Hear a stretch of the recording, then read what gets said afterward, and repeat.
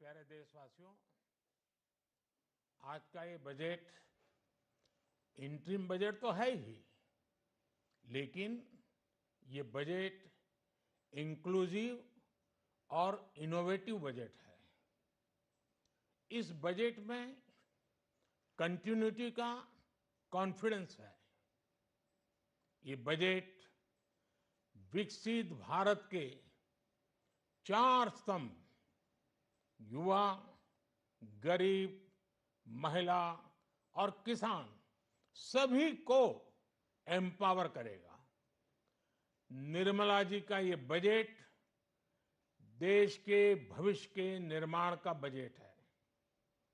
इस बजट में 2047 के विकसित भारत की नींव को मजबूत करने की गारंटी है।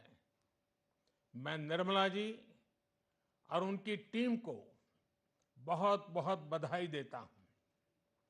साथियों, इस बजट में युवा भारत की युवा आकांक्षाओं का, भारत की यंग एस्पिरेशंस का प्रतिबिंब है।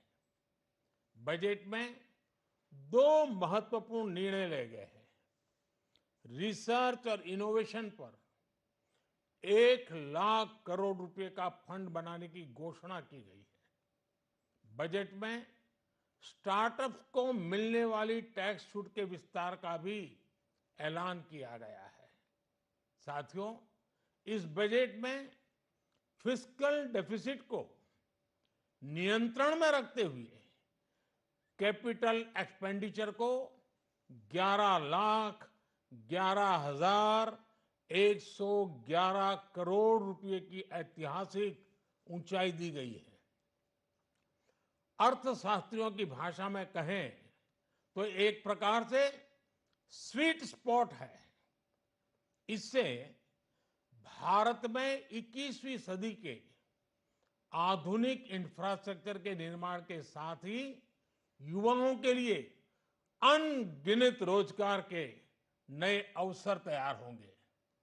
बजट में वंदे भारत स्टैंडर्ड की 40,000 आधुनिक बोगियां बनाकर उन्हें सामान्य यात्री ट्रेनों में लगाने का ऐलान किया गया है।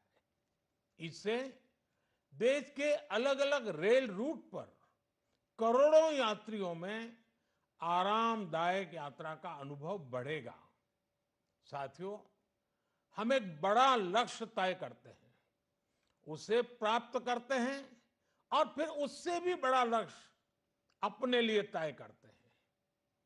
गरीबों के लिए हमने गांवों और शहरों में 4 करोड़ से अधिक घर बनाए। अब हमने 2 करोड़ और नए घर बनाने का लक्ष्य रखा है। हमने 2 करोड़ महिलाओं को लखपति दीदी बनाने का लक्ष्य रखा था। अब इस लक्ष्य को बढ़ाकर 3 करोड़ लखपति दीदी बनाने का कर दिया गया है। आयुष्मान भारत योजना ने गरीबों की बहुत मदद की है। अब आंगनवाड़ी और आशा वर्कर, उन सबको इस योजना का लाभ मिलेगा। साथियों, इस बजट में गरीब और मध्यम वर्ग को एम्पावर करने, उनके लिए आय के नए अवसर बनाने पर भी बहुत जोर दिया गया है। रूफटॉप सोलर अभियान में 1 करोड़ परिवारों को सोलर रूफटॉप के माध्यम से मुफ्त बिजली प्राप्त होगी। इतना ही नहीं, सरकार को अतिरिक्त बिजली बेचकर लोगों को 15 से 20 हजार प्रति वर्ष की आय भी होगी और ये हर परिवार को होगी।